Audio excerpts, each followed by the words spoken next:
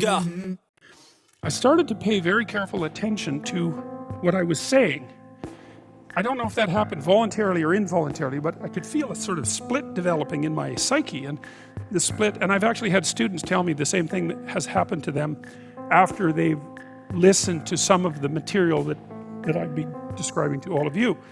But I split into two, let's say, and one part was let's say the old me that was talking a lot and that liked to argue and that liked ideas. And there was another part that was watching that part, like just with its eyes open and neutrally judging. And the part that was neutrally judging was watching the part that was talking and going, that isn't your idea. You don't really believe that. You don't really know what you're talking about. That isn't true.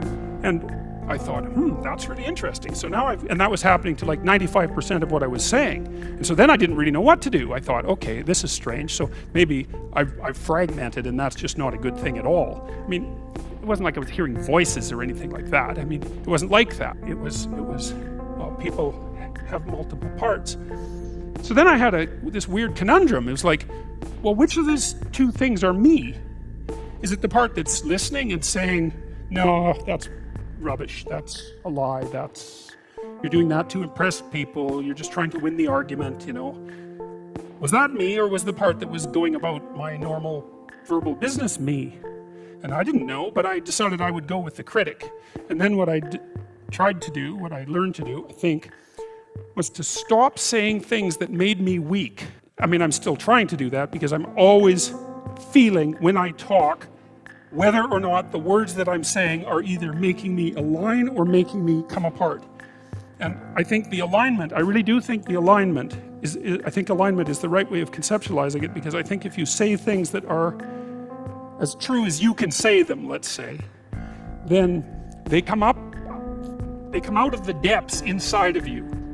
But anyways, I decided that I would start practicing not saying things that would make me weak, and what happened was that I had to stop saying almost everything that I was saying. I would say 95% of it.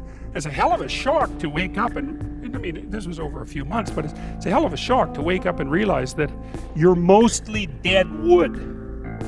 It's a shock, you know, and you might think, well, do you really want all of that to burn off? It's like, well, there's nothing left but a little husk, 5% of you. It's like, well, if that 5% is solid, then maybe that's exactly what you want to have happen.